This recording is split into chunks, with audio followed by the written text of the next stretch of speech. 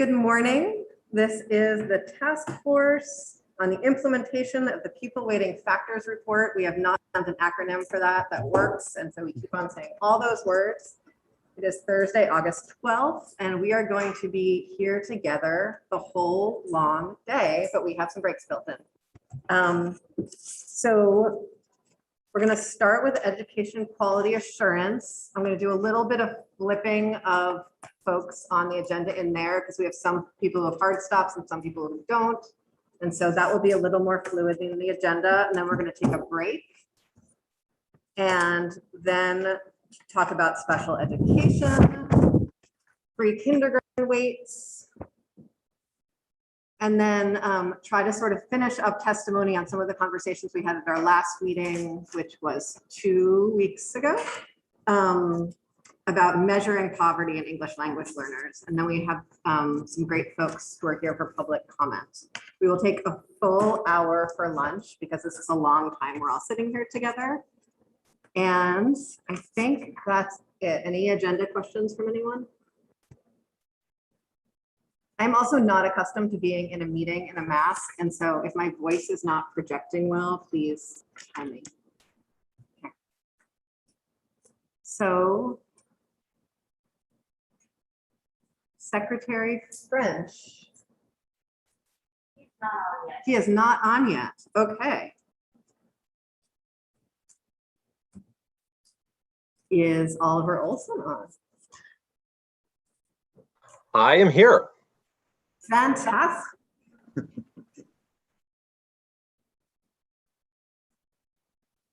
Chair Olson, would you like to start us off? We are talking about education quality assurance process, and I think sort of the first question is just understanding the State Board of Education's role in that.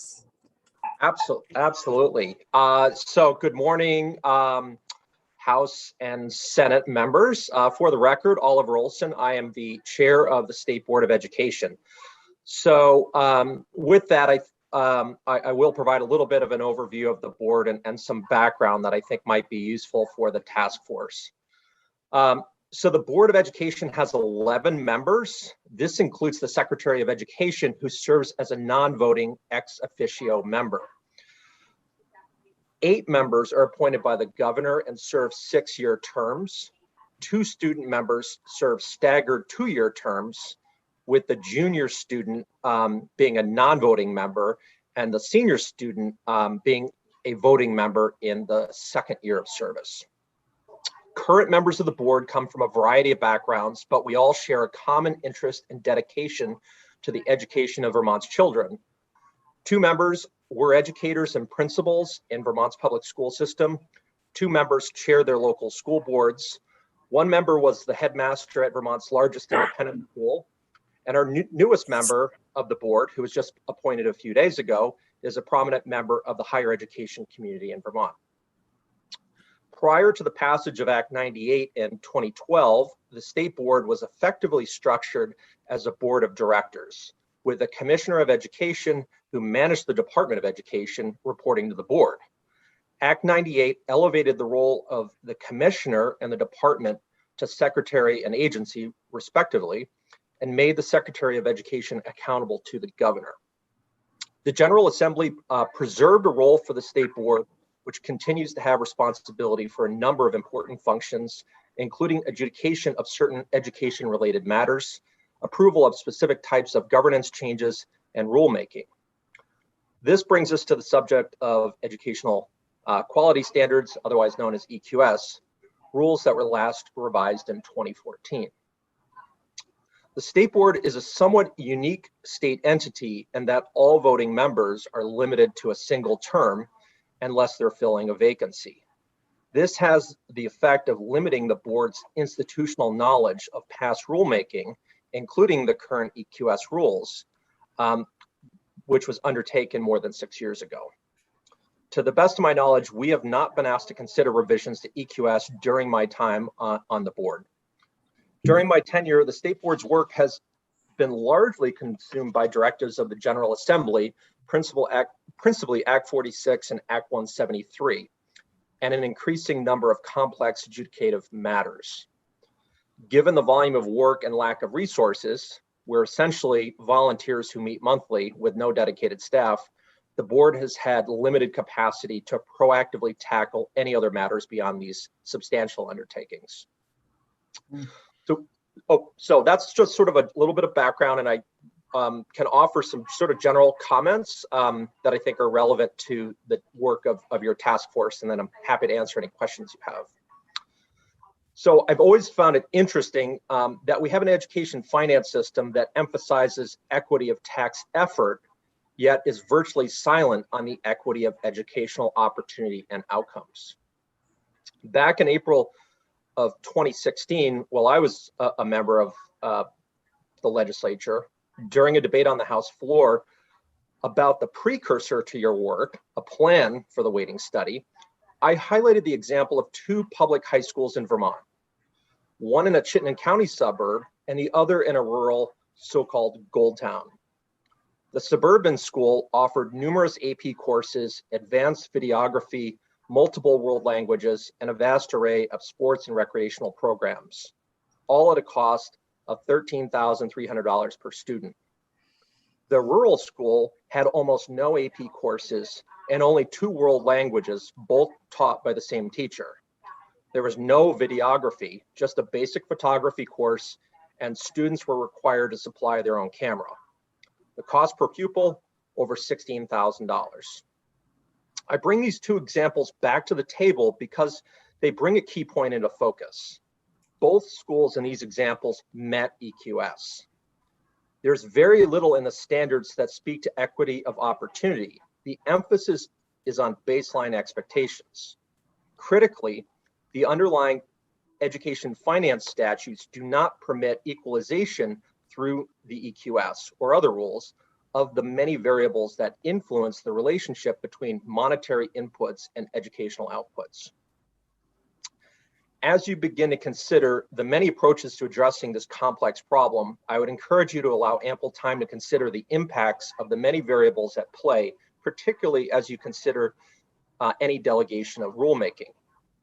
A June 2018 memo written by a former chair of the State Board of Education, Krista Hewling, regarding the challenges faced by the State Board when it was directed to implement standards for small school grants is particularly informative. And I've included, I'm not going to go through the whole memo, but I did include that as an addendum to my testimony. And I wanted to highlight that because it was really interesting. I joined the State Board of Education in in the spring of 2018, right as the board was wrestling with this question of small school grants and certain requests that were delegated by the General Assembly. And ironically, I was in the General Assembly and I was very much part of the legislative process that directed the State Board to do these things. And then I found myself on the other side, essentially having to eat my own dog food.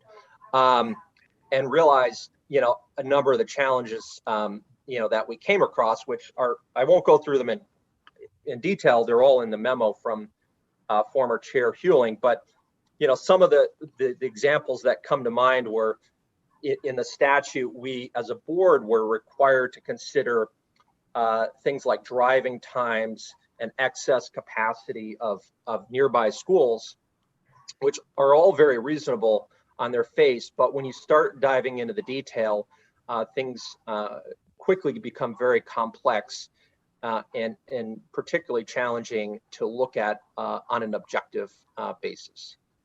So I'll end my comments there and happy to answer any questions from members of the task force. Thank you. I'm going to start us off with a question. You mentioned in your testimony that we have equity of rate and not equity of education, and you see the education quality standards as a baseline. Do you see a role for the State Board of Education in that equity of opportunity conversation? Absolutely. Equity is becoming an increasingly big focus of conversation that we're having in the board. And we increasingly see the board as having an important role in being a facilitator of the many different voices when we're working through these types of issues. And you'll hear from my colleague, Kim Gleason, I believe later this morning, regarding the work that we did with Act 173 and how we were able, although we weren't the experts in the subject matter, we had the ability to facilitate and mediate some really complex discussions amongst the various stakeholders.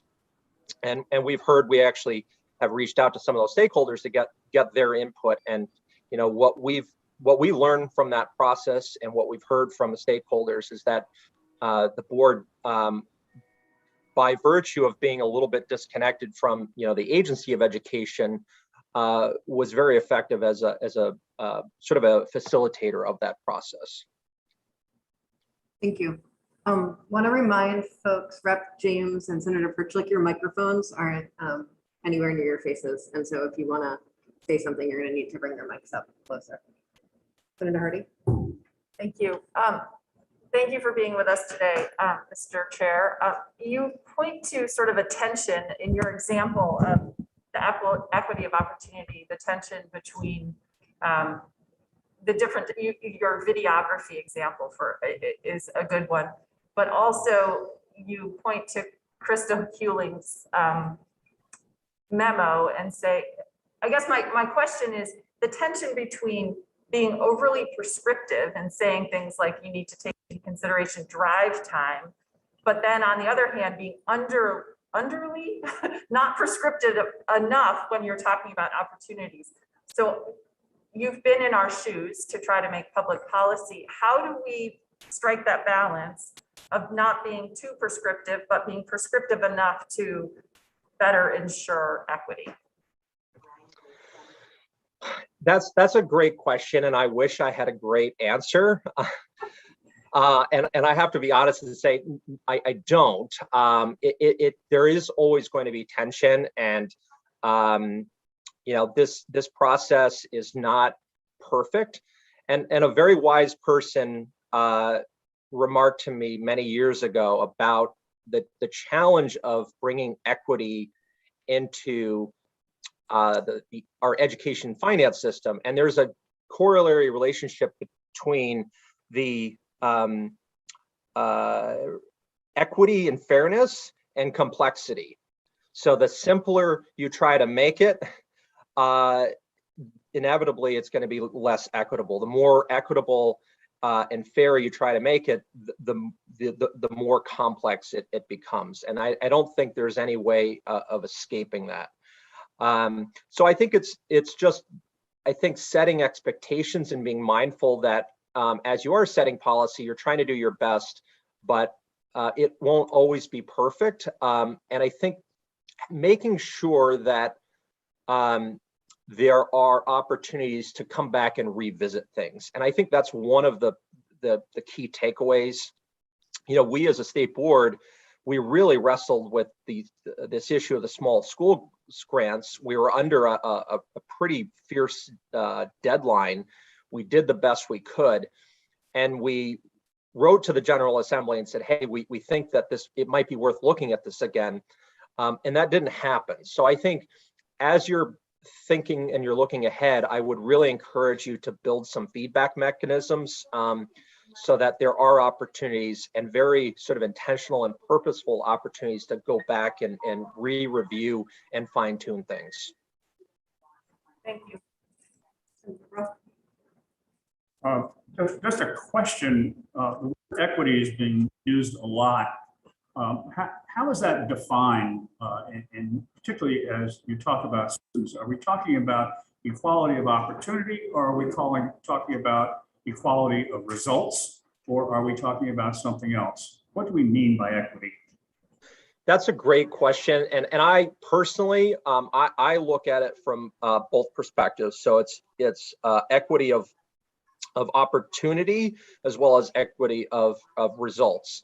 Because, and I go back to the example that I highlighted earlier, where you could have, two high schools with very different levels of opportunity, right? You could have one high school with a very rich set of and diverse set of programs, and another with sort of a bare bones structure.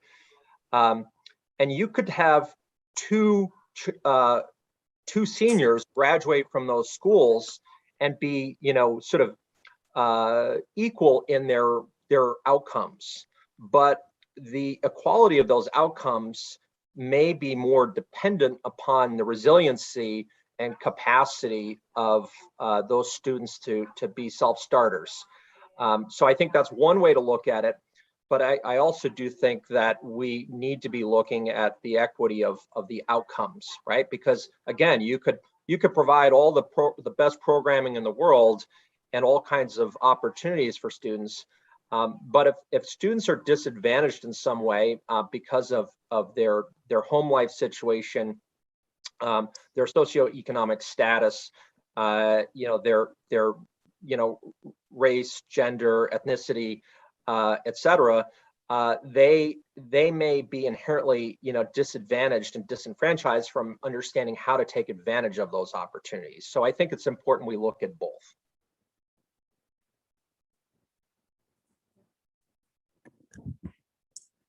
Oliver, I sometimes like to just see if I understand what somebody's testimony is saying. So let me just, I think what I'm hearing is, one, the Board of Education has not been integrally involved in EQS, in part because of dealing with 46 and 173. And that if the legislation proposal that comes out of this committee has a lot of rulemaking that needs to get taken care of, that the State Board of Education may not be the best place to take on a great deal of that.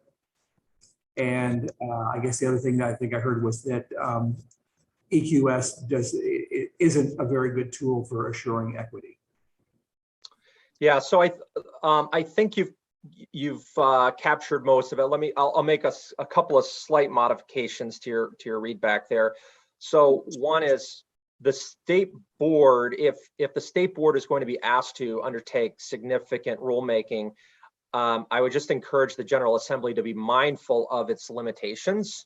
And particularly if we're, as a board, being tasked with a lot of things at once, there's just only so much capacity that we have. And I think that's where we have struggled a little bit in the past few years.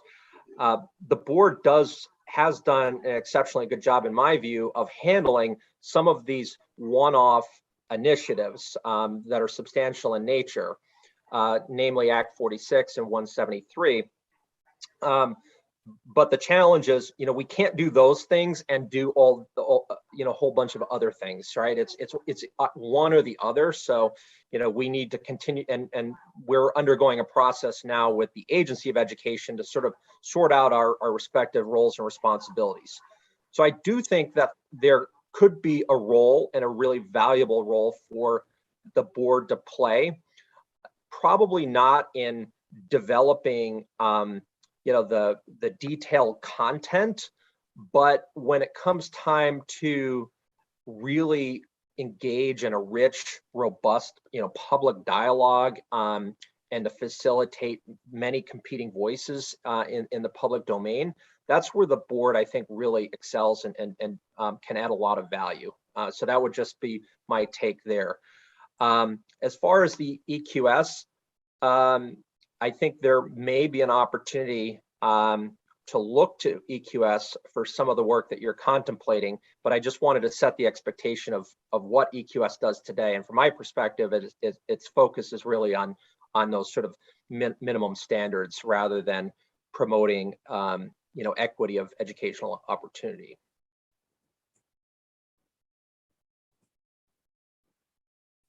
Any other questions? Thank you very much for taking this time with us, and I am sure we will hear from you again as we move forward in this conversation and have more questions. Really appreciate it. Wonderful. Thank you for the opportunity. Secretary French, welcome. Good to see you. Thanks for coming. Good morning. Good morning. So we are talking about the education quality assurance process and would love your thoughts on both your agency's role in that, how things have gone up until now, and any ideas you have for the future. Yeah, well, good morning. Dan French, Secretary of Education. Sorry, I'm not with you in person this morning. I did provide some written testimony on this topic to the board, so my comments will largely follow that. But be happy to expand upon that based on your questions and interest. I think, for me, this conversation in particular emerged as we meaning Dr. Colby and myself were largely rolling out sessions on explaining the weighting study. And in particular, I can remember testifying in the Ways and Means Committee on the weighting study, and a question that at that point came up about the issue: what's the relationship between, excuse me, pupil weights and actually translating that to outcomes for students? And I think early on there was the common misconceptualization that weights or weighting equated dollars. So we were speaking to that issue that, as I think Brad James used the phrase zero-sum games, with adjusting the equalization of the pupil count doesn't necessarily translate to increased dollars. So what would compel, for example, a district that were to receive additional pupil weights to make the necessary investments to ensure the student outcomes were achieved? And the point we made, or I made, was that there is a function of regulation around education quality that also should be considered. And that's what really is the theme of my conversation today, because I think it is important. And Oliver's testimony, I think, for me, underscored that. And we contemplate the financial system, and this issue of complexity, I think, is an important one to acknowledge to address issues of equity. Simultaneously, we should keep in mind what are the regulatory levers we have to ensure that's actually enacted.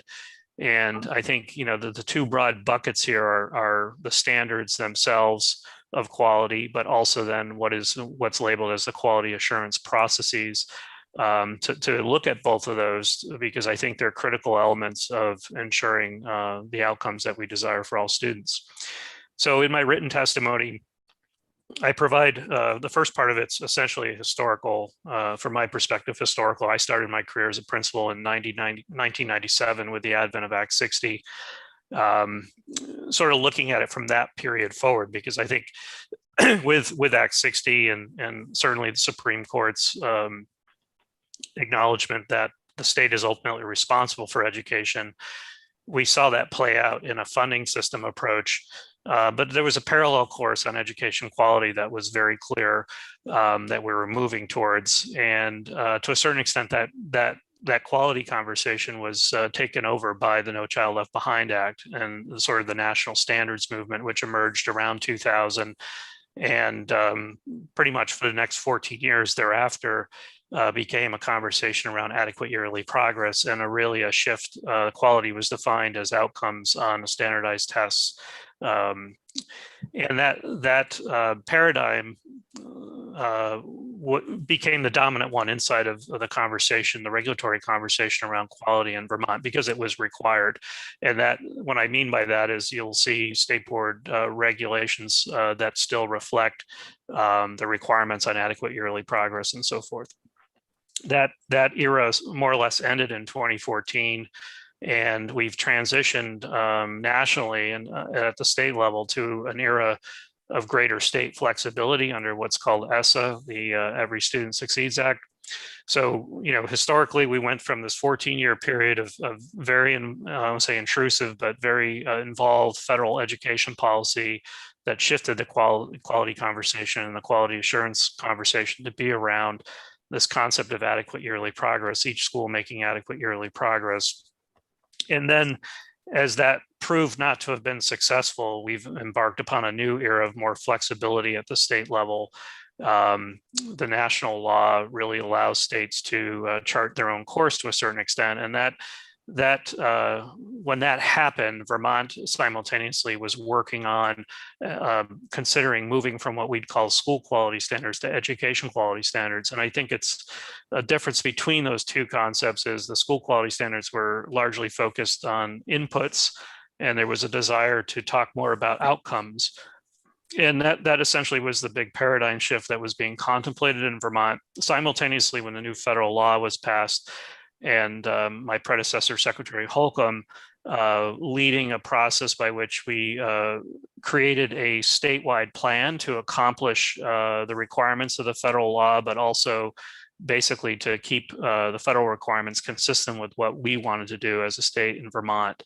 And that's essentially where we are now in terms of, the quality standards, which are now education quality standards, as well as the quality assurance process, which is really reflected in our state plan to the federal government.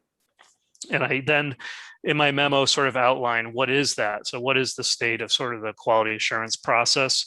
And that again is outlined in the ESSA state plan in Vermont's context that basically has two major components. We have I think it's fair to call them a quantitative and a qualitative component. On the quantitative side, we have this concept of a data snapshot on a report card, which is a federal requirement.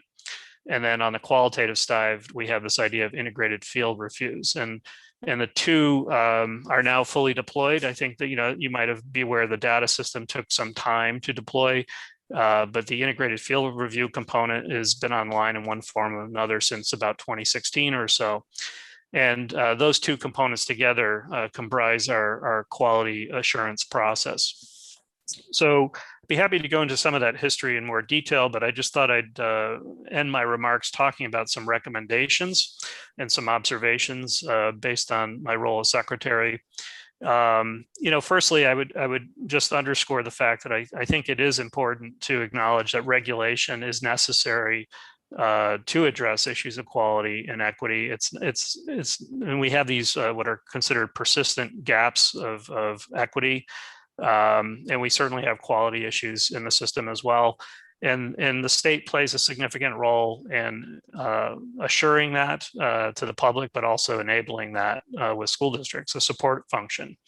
So that's I would say any state in the country has played that role, a significant role in the issues of quality. But I think specifically in Vermont, as I mentioned, the Supreme Court has affirmed now on several occasions, including recently with Act 46 litigation, that the state is ultimately responsible for the education of all students. And the state, in our statutory framework, does delegate considerable authority, I should say, to school districts to operate schools and so forth, but the state can't delegate its fundamental responsibility.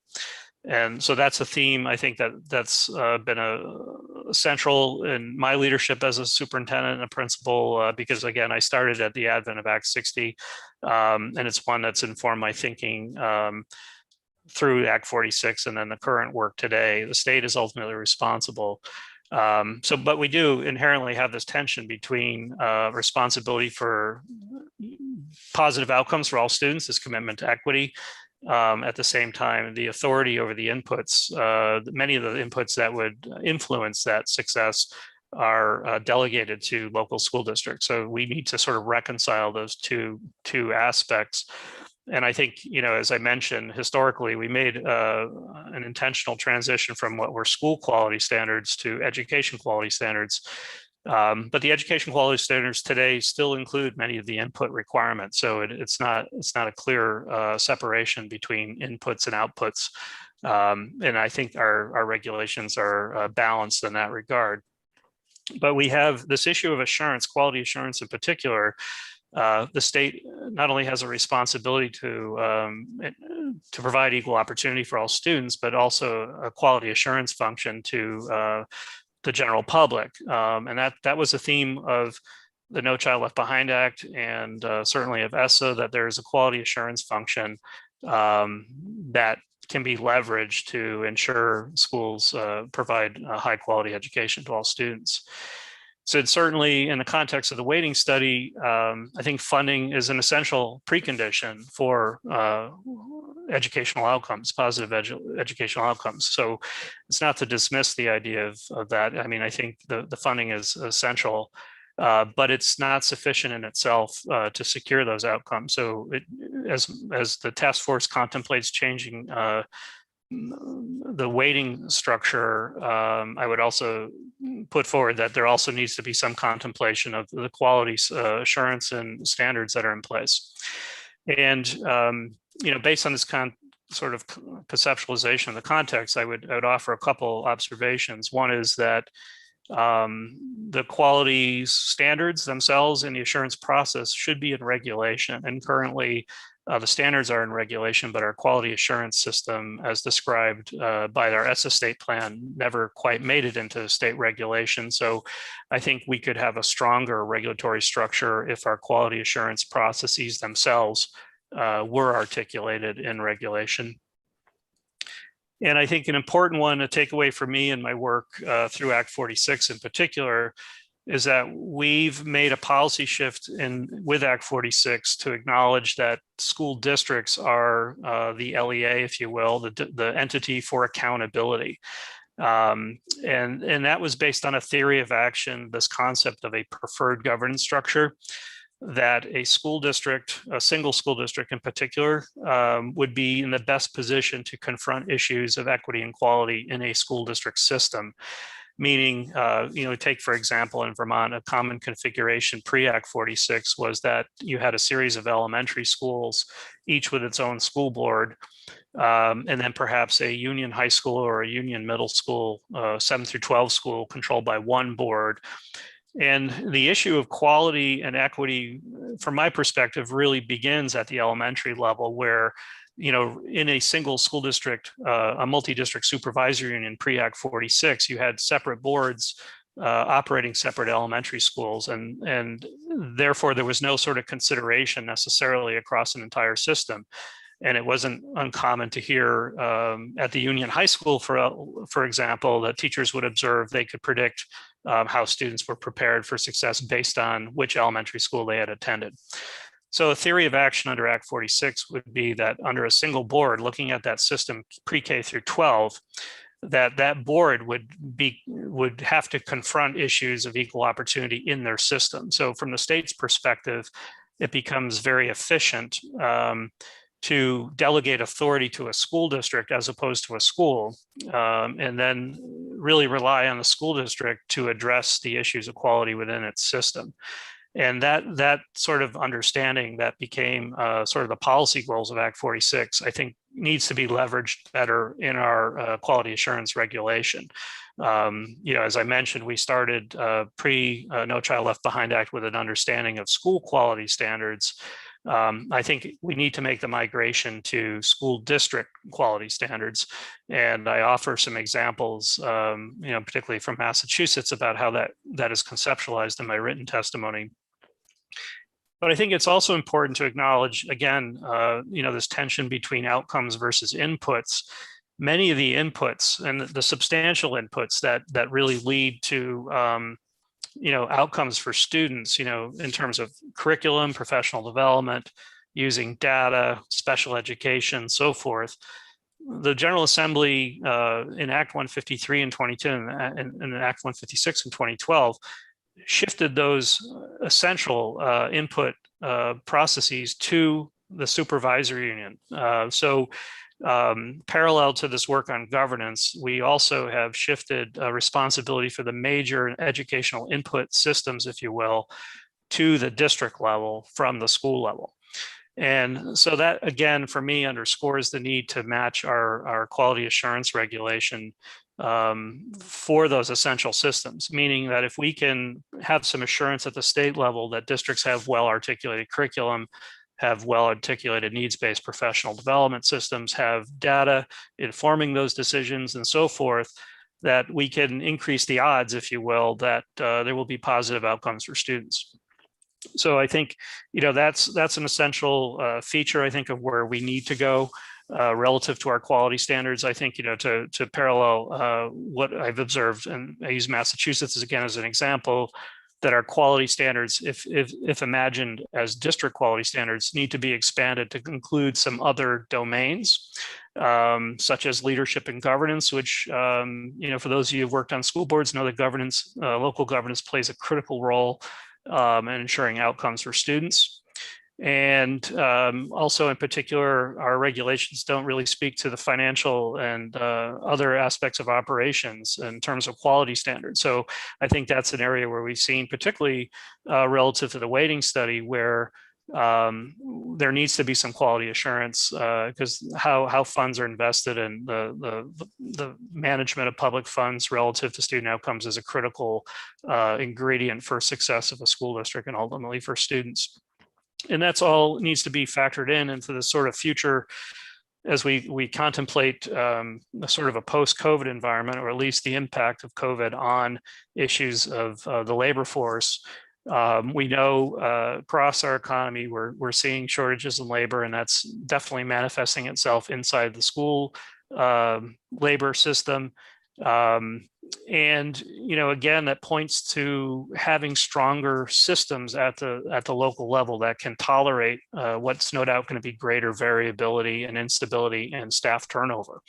So as much as we've relied on the considerable talent of our labor force in Vermont to achieve quality outcomes for students in the past, that's going to become less reliable, I would predict, going forward due to the significant turnover and staff shortages that we'll no doubt we are experiencing now and will going forward. So that means, what I mean by that is when teachers come into a school district, a new teacher comes in, and this is all too often the situation, they often find themselves without a formal curriculum in place, without a well-articulated local assessment plan.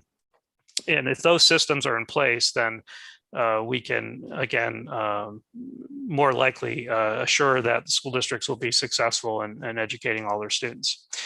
And lastly, I would just point out, as Oliver mentioned as well, we have a vehicle to begin this work in what I'll call Act 66, which was recently passed, that requires the state board and the agency to review the regulations as they are.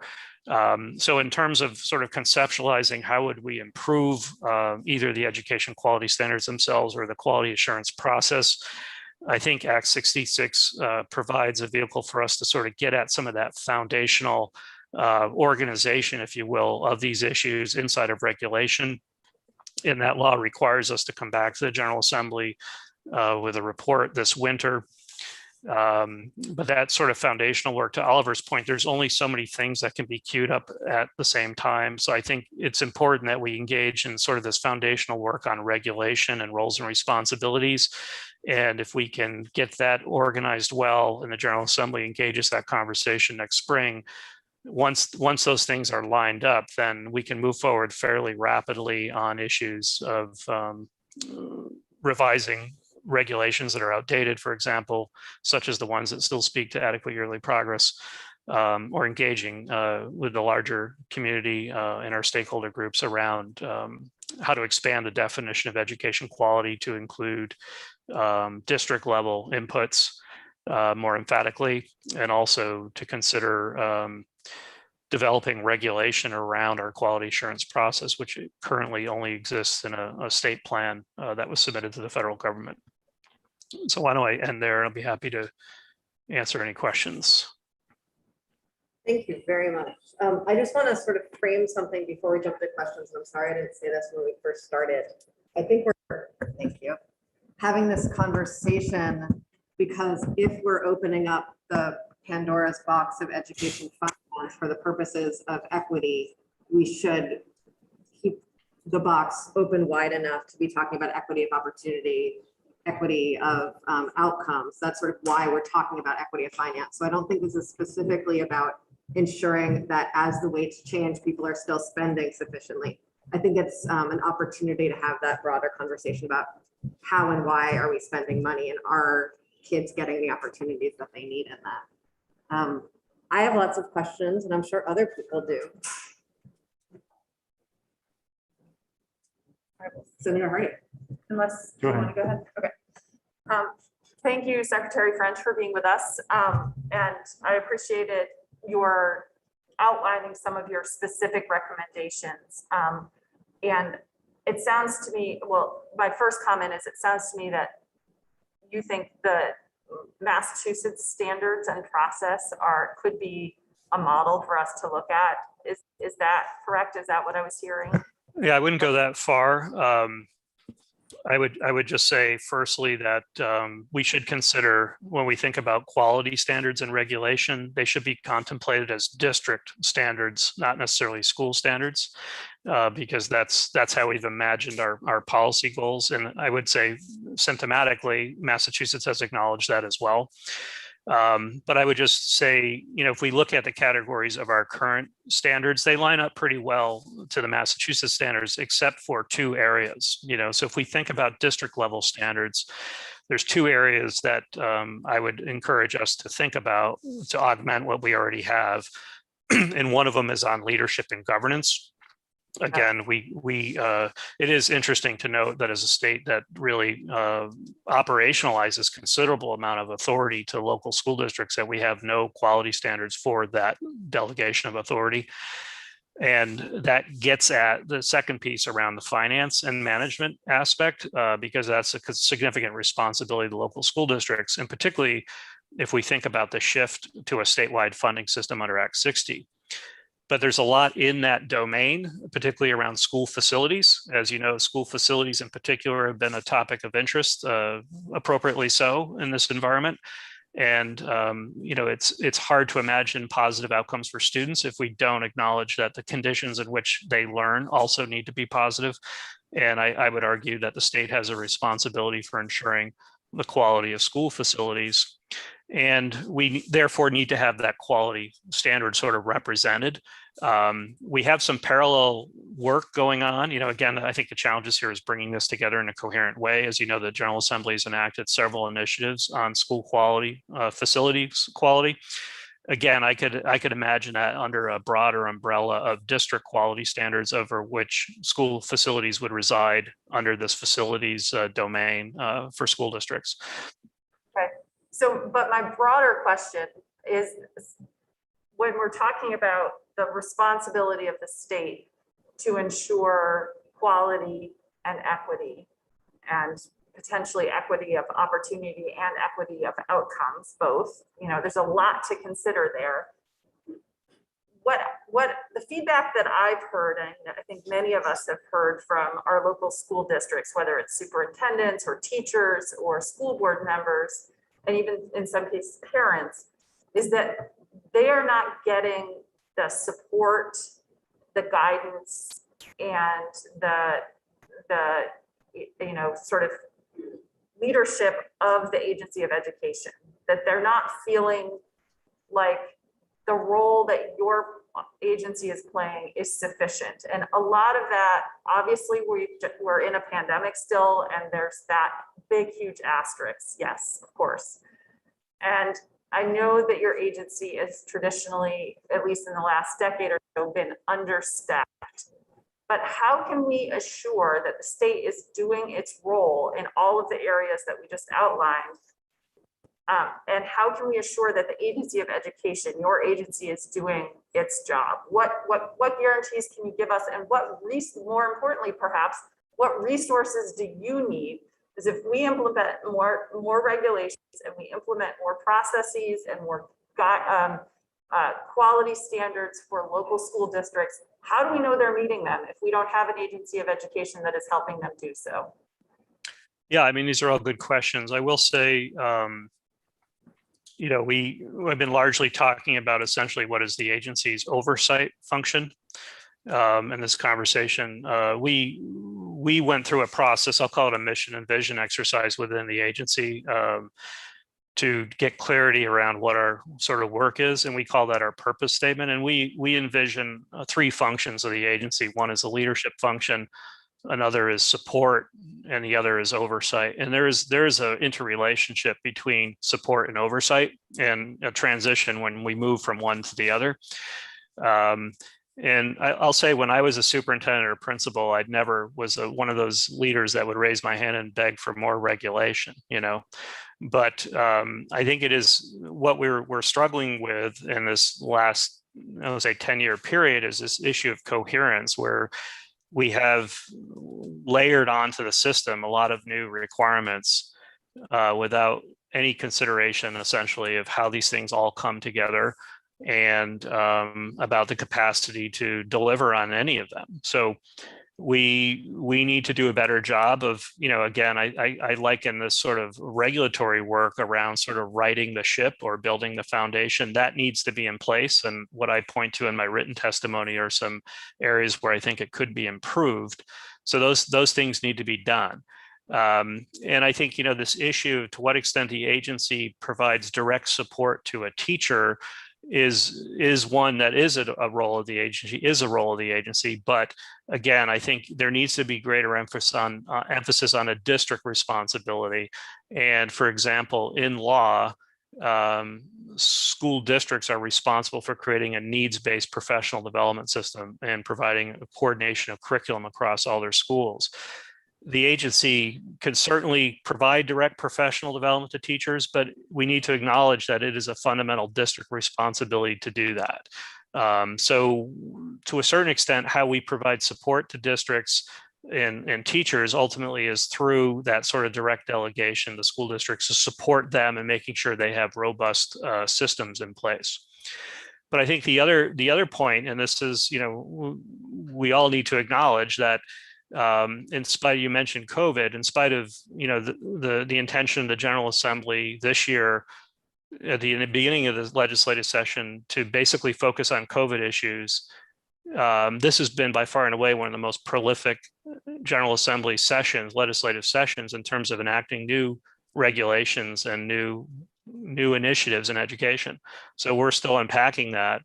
And I don't know what to do about that, but we have, I think, maybe 4 or 5 new task force and councils. We've got many new initiatives to sort of administer, and it's been a challenging conversation for me as secretary on the one hand to say, here's all the work that we're doing now, and you're appropriately asking me how are we going to staff all this work, but then you add on more work for me to do. More work for the agency to do, and that in itself contributes to the incoherence that's felt in the school district level. So how do we start building more coherence? I think one of the aspects of it is working on specific regulatory structures so that we can build some discipline into our policy making process in the state. If we start focusing on actually looking at the outcomes of our policy, I think that's also been a deficiency. What are the intended outcomes if we are sincere, and I think we are as a state. It's one of the things I'm most proud of our commitment to assuring all students have access to high quality education. Then we have to look at the regulatory construct that enables that. And I think the incoherence that people experience at the classroom level are symptoms of that incoherence that we should pay attention to. Secretary French, can I have sort of maybe a finer point on Senator Hardy's question? Right now, the education quality review includes those 2 components, the annual snapshot and the integrated field review. If either of those turn up findings that are not sort of at the quality that we like to see to meet student needs, what does your agency do after that?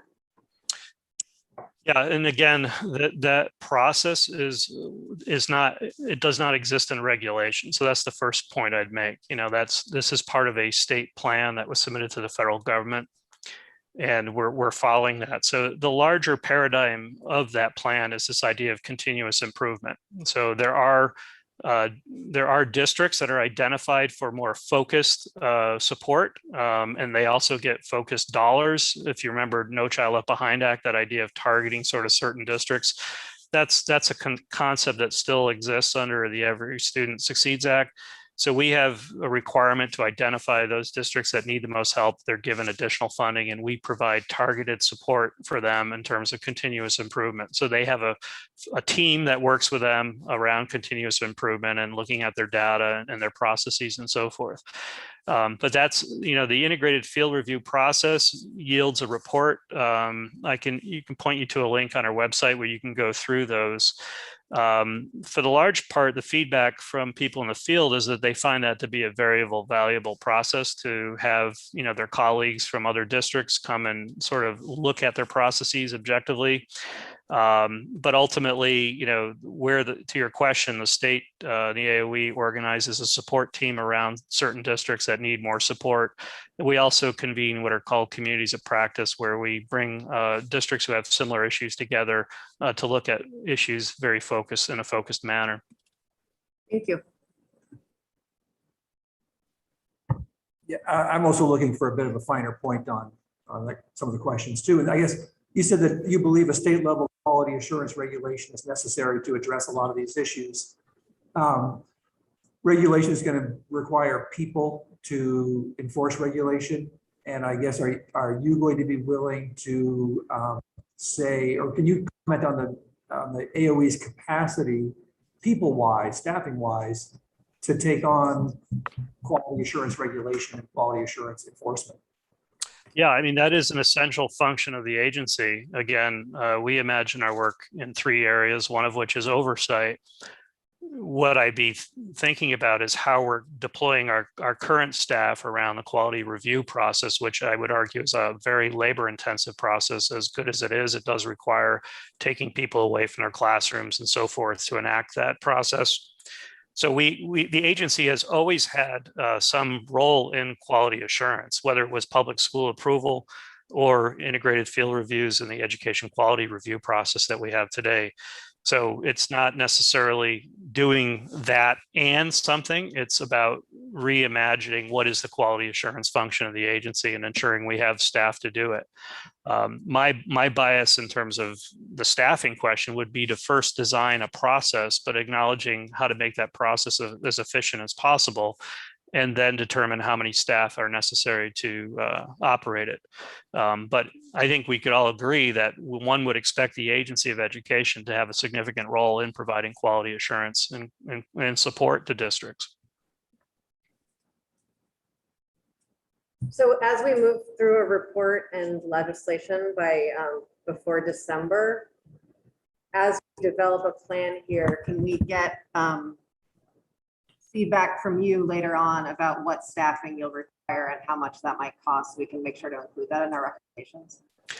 Yeah, I mean, I'd be happy to do that at some point. I think what again, in terms of the capacity that we have on the table, I just make the point that we have queued up through direction and requirement of the General Assembly some work with the State Board of Education that's going to be foundational to this future conversation. So I think the first step is to enable that work to happen.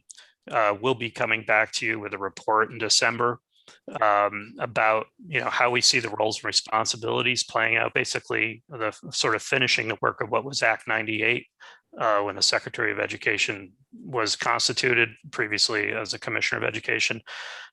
So when that report comes out, we'll start to identify, and the education quality regulations, I think, are going to be featured centrally in that report. But as we get into that sort of conversation, I'd be happy to go down any of those paths with you on specificity. Thanks. Senator Burchett?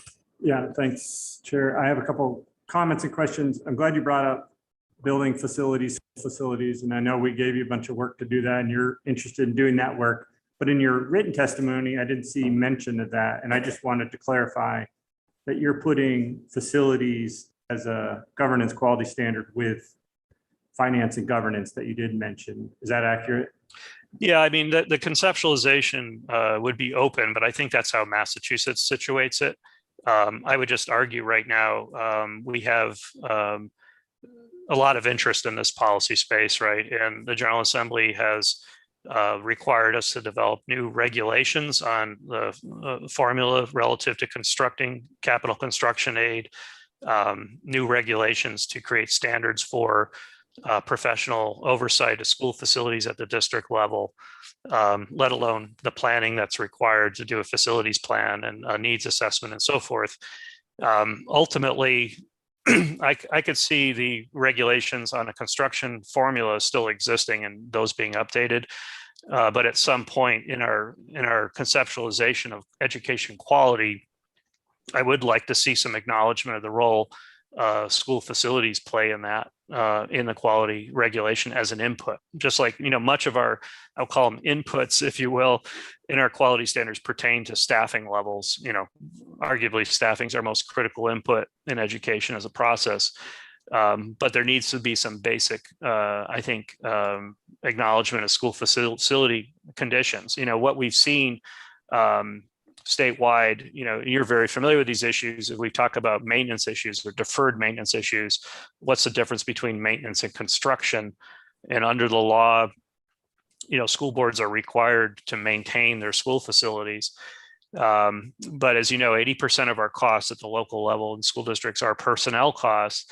And I can tell you as a superintendent, when it comes time to doing those budgets, you figure out your staffing costs first. And unfortunately, the things that are always you get pressure on from a budgetary standpoint are addressing your facilities conditions.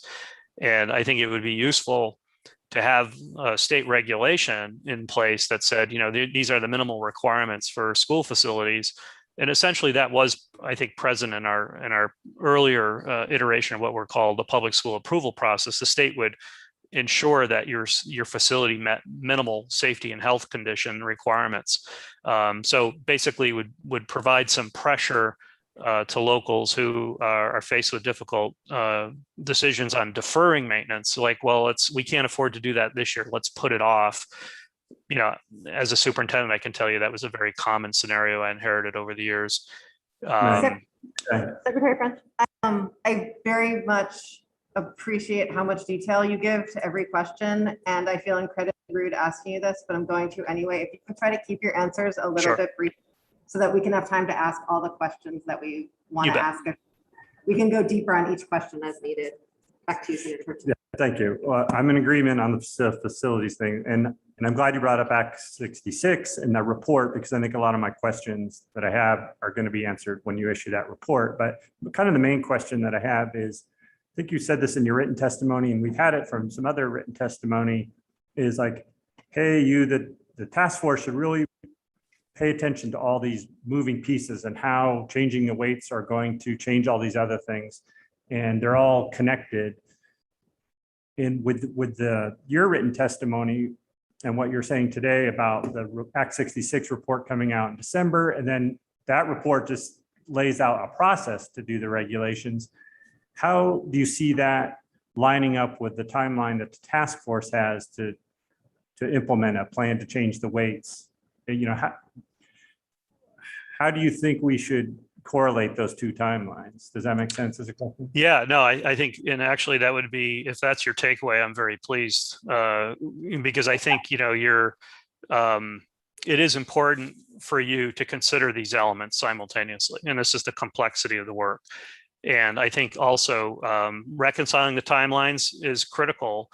And again, my hope would be that this whole process and elevating this to understanding the interrelationship among these variables will lead us to greater coherence in our policymaking.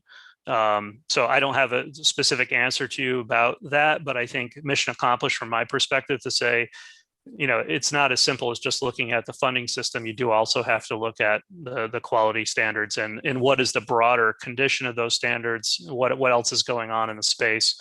But I'm very optimistic. I will add, despite the chair's prompting to be brief, we're at a moment where I think we're starting to acknowledge that some of these foundational things can be enacted and addressed, and that I think that's really going to be good news for the system as a whole in terms of achieving our goals of quality and equity for all students. Emily, if I could. Yes, please. Thank you. Thank you. Secretary French, thank you. And Senator Perchlik actually asked the question that I was going to ask about how our charge and what you're doing interact. And I guess my question now is the responsibility going to be laid on the districts more than on the agency? Yeah, I don't know if that's accurate. I mean, I guess that's what it starts to feel like, because all I would say is that we're not leveraging regulation enough, would be my diagnosis, to put emphasis on the right things that are already a requirement in the law. So the districts are required to do these things since 2010. We found in Act 46 process that some districts still hadn't enacted some of those requirements, like the centralization of special education. What I'm suggesting is that we could bring greater alignment with regulation to help districts fulfill their responsibilities under the law. And our support should be focused on that. And I think that would go a long way to improving greater quality at the state level, but also more sustainability at the district level.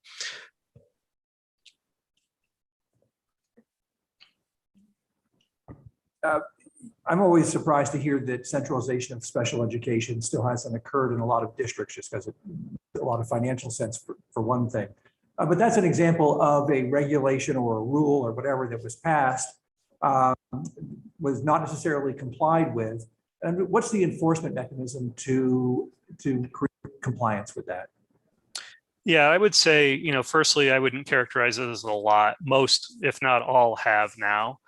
We found a few during the Act 46 process that we're still struggling to do that. And it's largely a function of turnover in staff. It takes some attention to those requirements to enact them.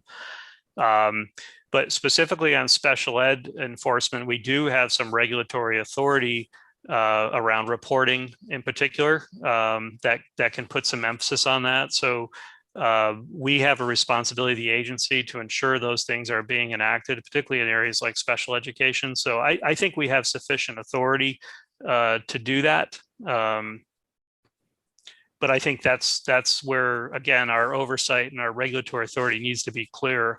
When we get into issues like integrated field reviews or the education quality process, since those things are not articulated in regulation, we don't necessarily have authority to really push those issues as well as we should be otherwise if we had them articulated in regulation. I guess I'm curious to know what an enforcement mechanism might be.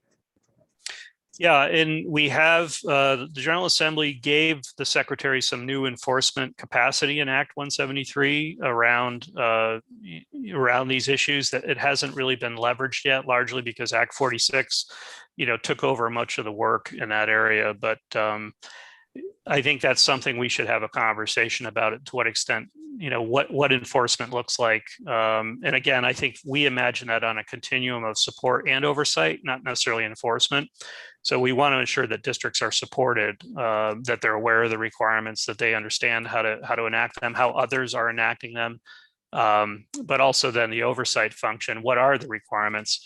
And we've taken a much more energetic role in some of those oversight functions in terms of data reporting and so forth, where I would say traditionally the agency would clean up the data of local districts. And now we're saying, it's your responsibility to submit your data on time and so forth. And we'll give you extra support and time to do that. But at some point, we do have to acknowledge that it is a local responsibility.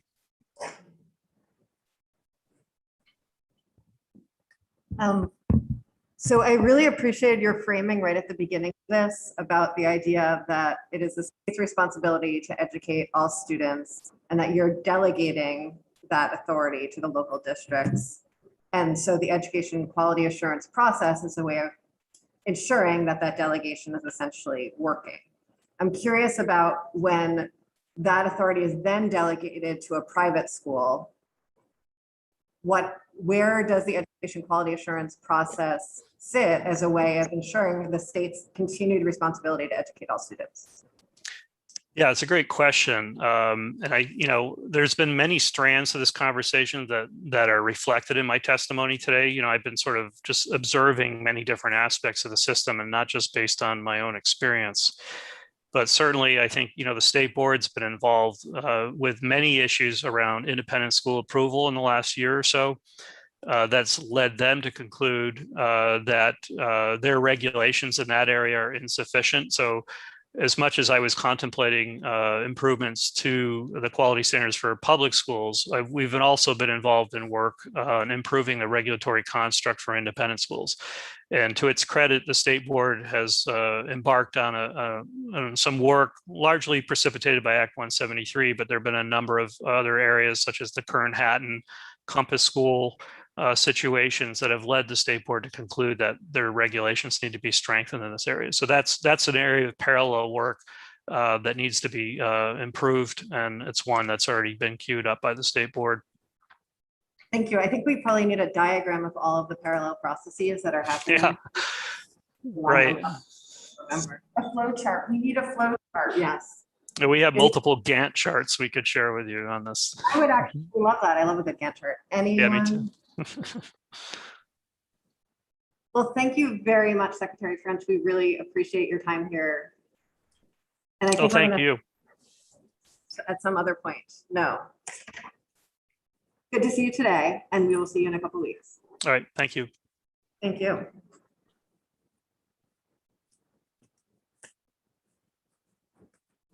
Jeff Fannin is going to actually be next, not Jeff Francis. So I see, yes.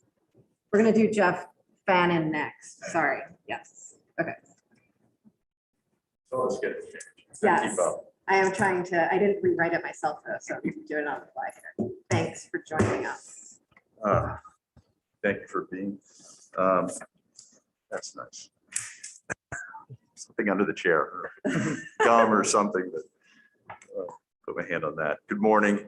I'm Jeff Fannin from Vermont and EA. It's nice to see everybody in person. Last, I think I saw many of you, it was pre-pandemic, just kind of remarkable to be back. So good to see everybody. I'm sorry we have masks on again.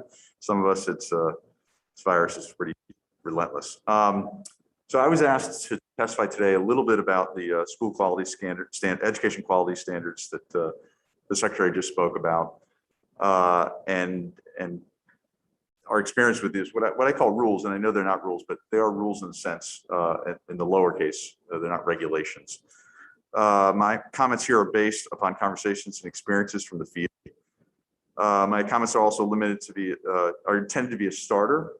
And I welcome conversation with you about your work on this task force. In short, while the EQS standards are well-intentioned, I think Representative Conlon, you hit the nail on the head, and I think you read my testimony or something, because it's about enforcement. And the Secretary's right, it's about support, it's not enforcement. But I think that the agency lacks necessary resources, human resources we're talking about here, to give the schools the supports they need. I mean, I just put it out there. I think it's my folks hear of the EQS and they don't see much of it, right? There's a conversation about it and then it comes and goes, and that's about the extent of it. And that's unfortunate, I think. So I think that we are here, I'm here today to say the agency needs some resources if we're going to be sincere about using these EQS to up our game, if you will, up the school's game. And I hope that we are. It's needed, it's necessary. Getting these weights right is necessary. But it's got to be about resources for the agency. Your focus on weights, the standards are also related to the weights, I think. There's no secret that poverty is a main driver of students who are underperforming. I think I've been in this building for 20 years now, and it has been always a constant that we're looking to address the academic gap between those who have and those who do not. And if we're going to be serious about it, and I remember my predecessor talking to the Poverty Council that then I think Senator Racine was chairing a summer group, and maybe there's written, I'm sure there was some report on that.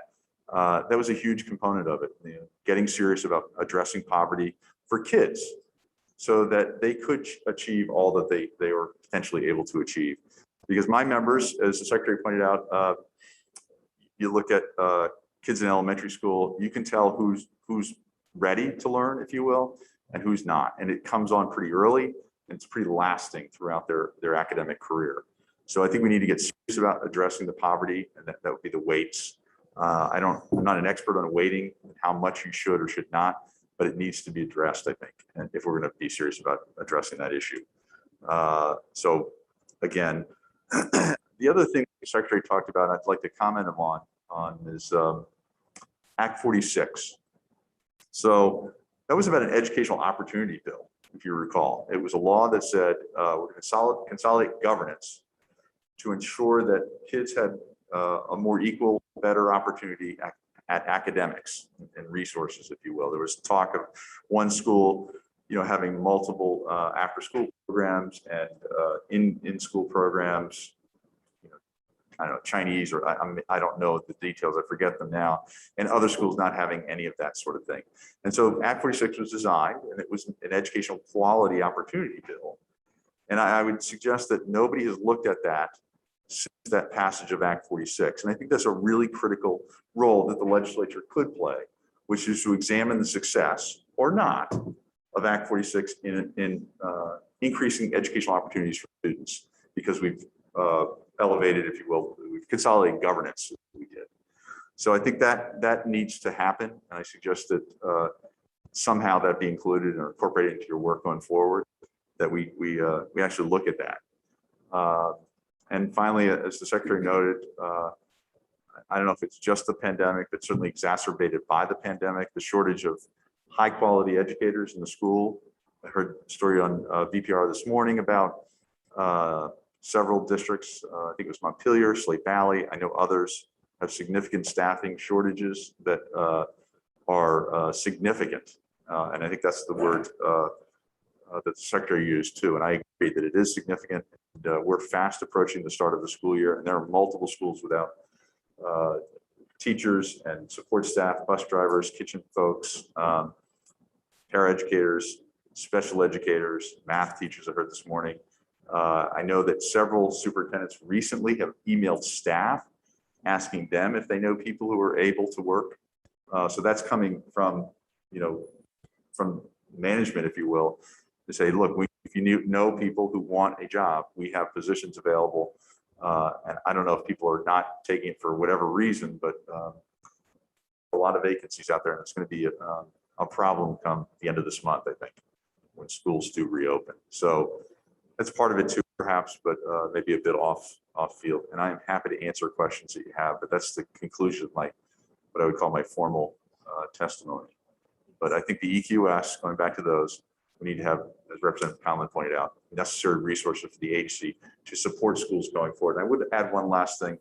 Many years ago, I think it was 2002 or 2003, I was in the Senate Education Committee, and there was a team from the DOE back then, who talked about field teams. And they went out and they worked with schools. And they had about 10 schools they do a year, and they really worked closely with them for that year. And that was something that's gone away. And I don't recall all the specifics as to why, but it is a group that used to be there that is no longer. And that's an example of resources that were sent out to the field to support schools and therefore students. And I think we should perhaps look at something like that again. Thank you. Thank you. How effective do you think that the current integrated fuel review system is for ensuring quality? Well, I'll respond as my members would, perhaps. Yeah, that, I guess that's right. I don't think it is very effective, just to be honest. It comes through and then it leaves. And there's, it's not that robust. It needs to be better. And people dedicate to it. So you've got volunteers who go into a school, look at things, maybe see some problems, some adjustments that could be made easily or not so easily. But those folks have to go back to their regular schools. I mean, it's a team that's looks at other schools and it goes back to their own school. Where's the follow-up? Because that's what we need. And I think that's the resources that the Secretary pointed out. It's the state's responsibility. And therefore, I think the AOE at this point needs to be given the resources to support those schools that they've identified who have, some of them are operating very well and some could be operating much better. Similar question of the Secretary, if implementing the weights and the quality standards are interconnected, how do we implement the weights without figuring out the quality standards? Or do you think that we have to figure out the quality standards to implement new weights? I think the weights, I think the history is we don't know where they came from, right? I mean, that's the consensus, I think. It predates me, so I can't speak to them. And I think that's what Professor Colby talked about. So I think it's important to get them right. It's not to say they have to be set in stone either forevermore. things can change as we learn, and we all do learn and adapt. So if you wanted to adjust the weights, and as X 66, I think the secretary talked about, his report is due in January, the winter. There may be further adjustments down the road to, once that is sort of digested and looked at. So I don't see these as stationary. I see them as movable, and but that's my opinion on that. I think you should look at these perhaps more often than we have. It's been 25 years or something. They might have changed. Kids might have changed. Education has changed, certainly.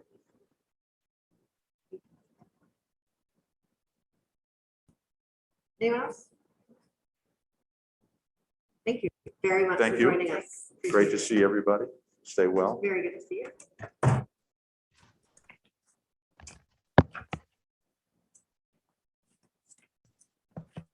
So Jeff Francis, I think we're going to hear from Sue first, and then if we could go to you next, if Sue is on the line. Sorry to leave you sitting there in your Zoom room.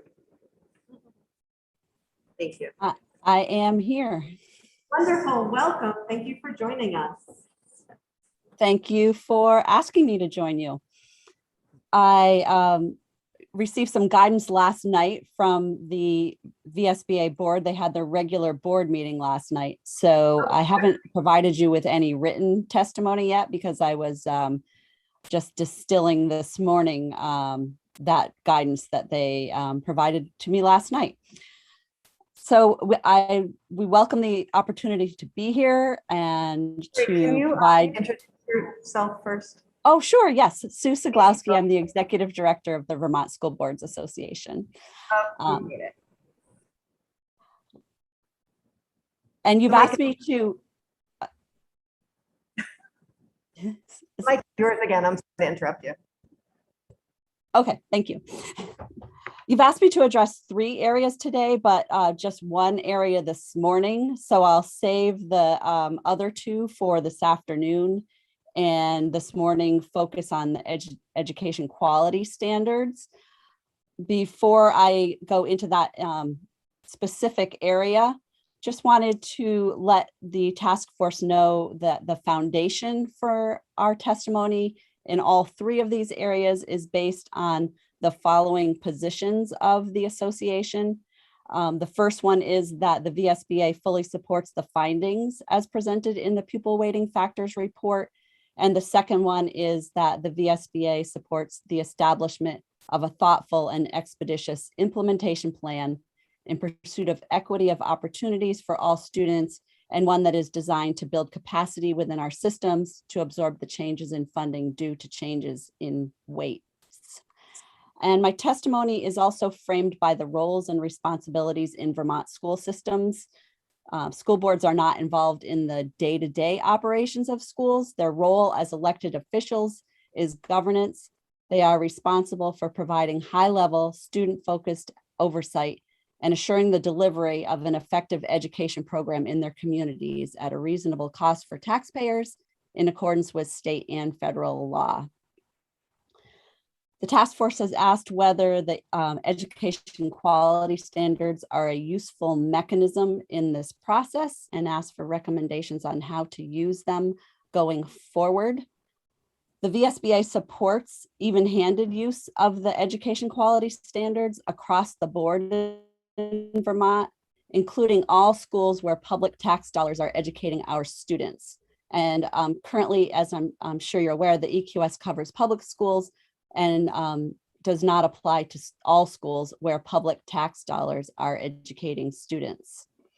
We don't have specific feedback on using the EQS as a mechanism in your work, and we see that as the appropriate role of the Agency of Education and the State Board of Education, and you've just heard a lot of information from them about that. So that concludes my testimony regarding the education quality standards. I'm happy to answer any questions.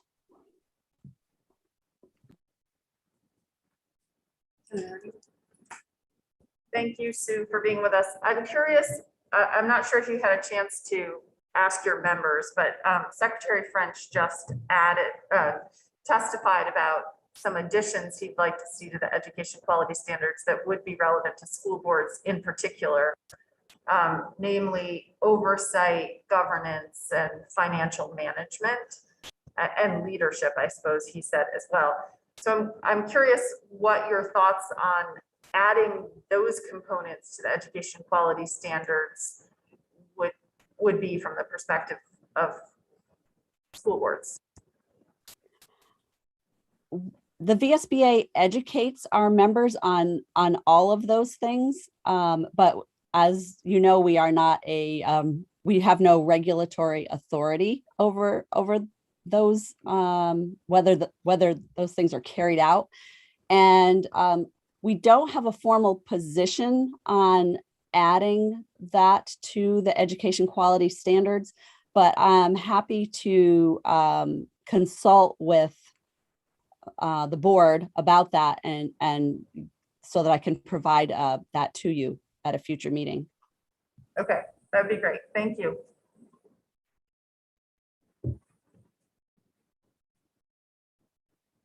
Thank you very much. We really appreciate you coming to spend this time with us, and imagine we'll see you again soon on a different topic.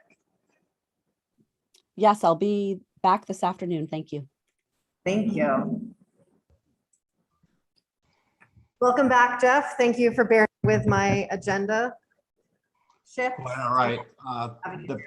I first would like to check to make sure that my audio is working well. It seems okay, but history tells me that it's probably not going too soon, and we will let you know when it happens. So I'm going to stop the video. I'd also like to let you all know that tomorrow morning I'll have a 1 gig fiber connection installed at my home. So looking forward to that moment. We're looking forward to that moment with you. I really benefited from the testimony that I've heard already this morning from the 4 previous witnesses. To prepare for the testimony, I also did not write written testimony because I wanted to make sure that I was responding to the questions of the task force. What I will say is that before I joined you, I conferred with VSA's 10-member board of trustees on the question of education quality assurance as it relates to your work as a task force and the efforts to get the weights right in particular. And in order to do that, I took Dan French's written testimony, which he had provided on July 29th, and asked those trustees to review it.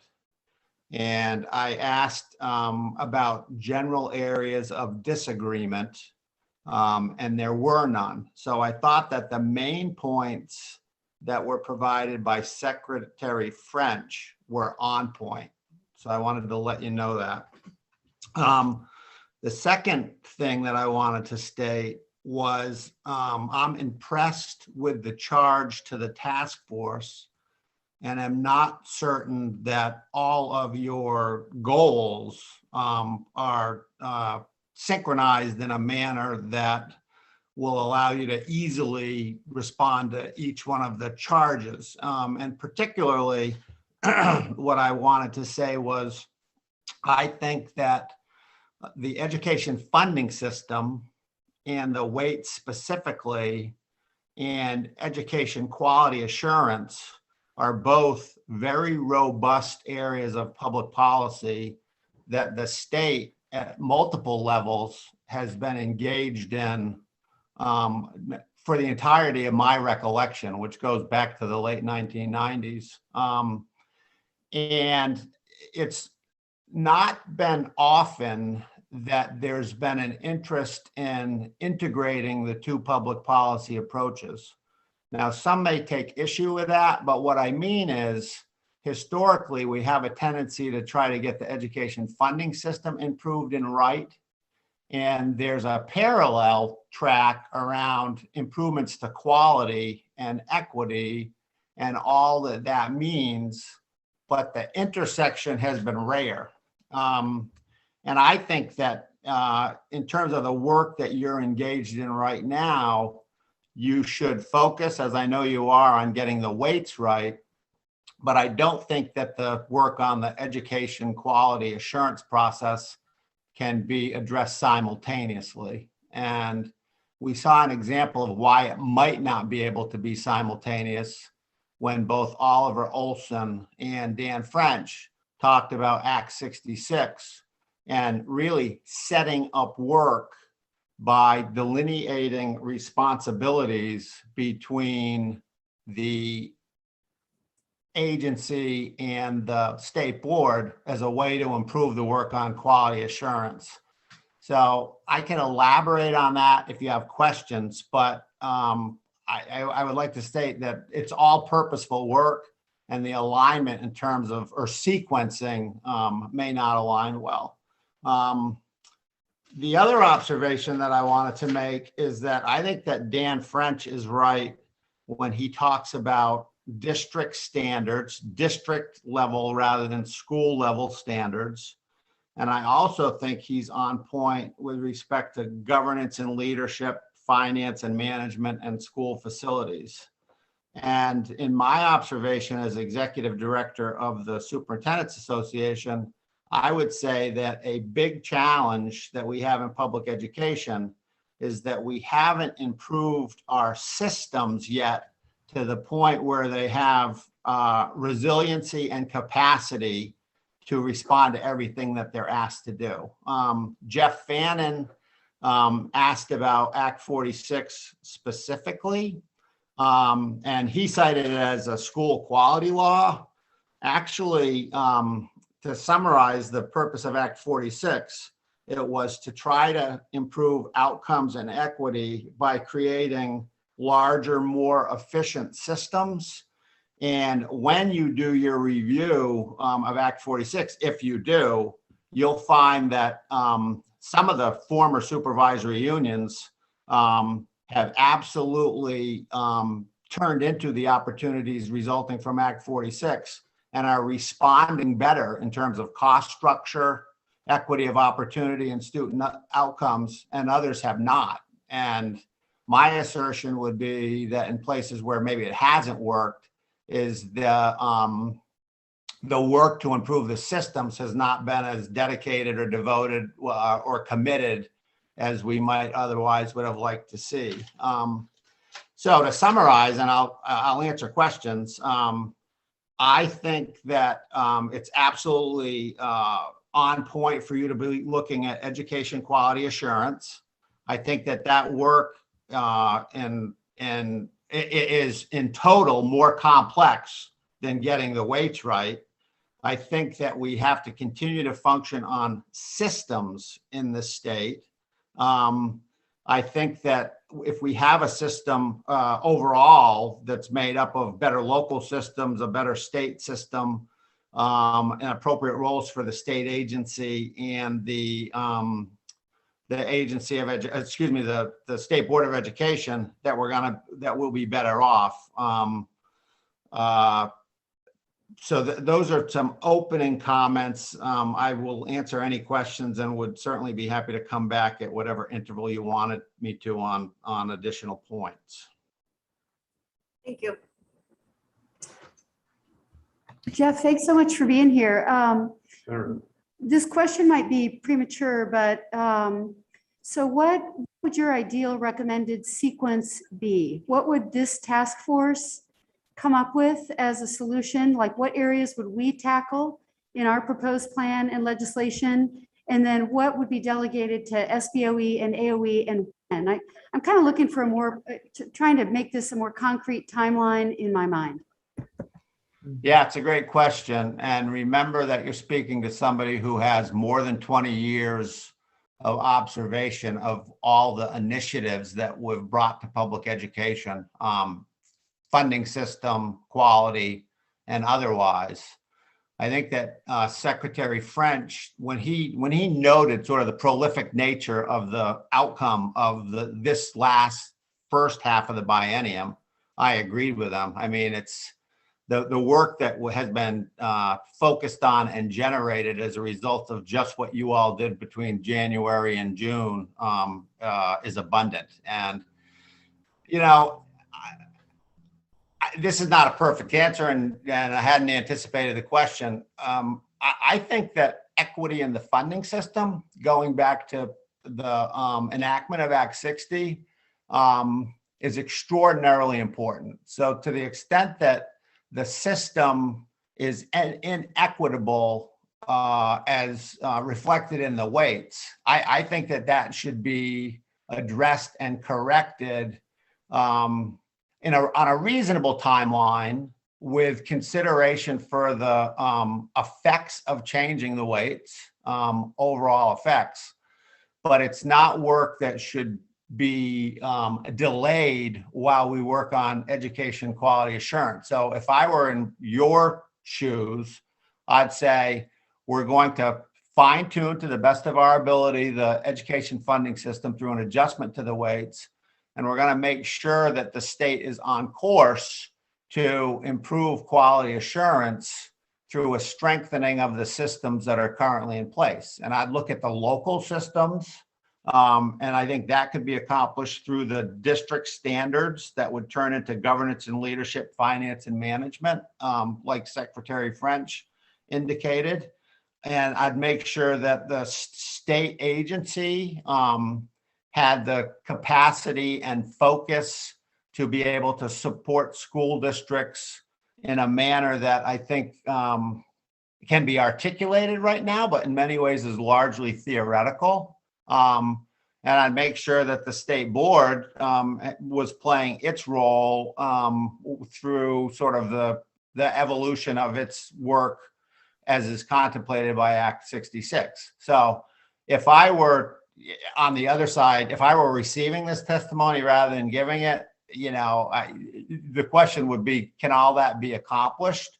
But I think that the testimony that was given already this morning on this topic had many seeds of truth. But if, you know, we've reached a time for an implementation structure, and if this comes about in terms of overall improvement to the system because folks were contemplating the implications of changing the weights, then I would say that that was a good impetus, and I'm glad that it happened.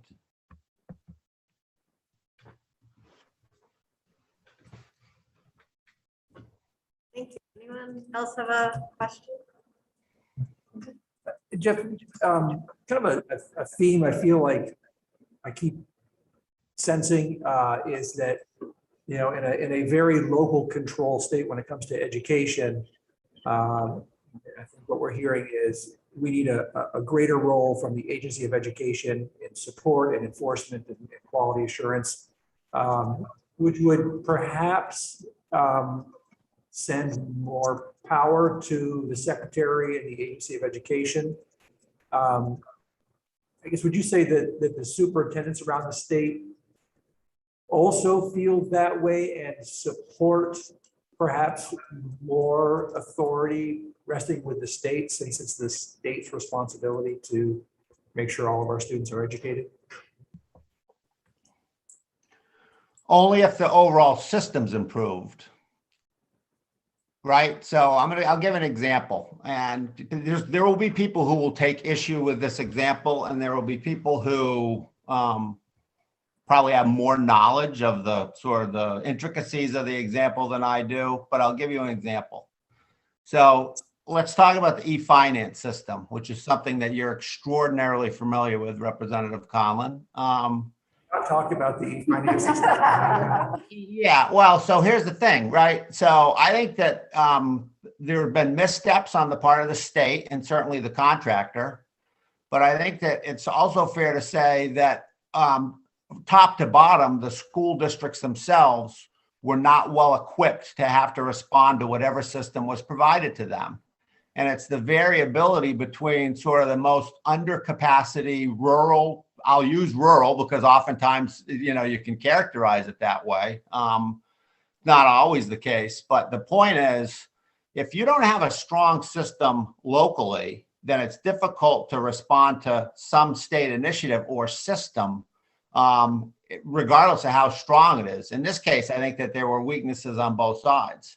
And the same could be said, we talk about robust curriculum and the ability to implement Act 173. The variability in the systems locally that are all asked the same thing when a piece of legislation is passed is tremendous. Last year, we had 12 superintendents turnover. 11 of the superintendents who came into those 12 positions had never served as a superintendent before, and 2 of them didn't make it through the year.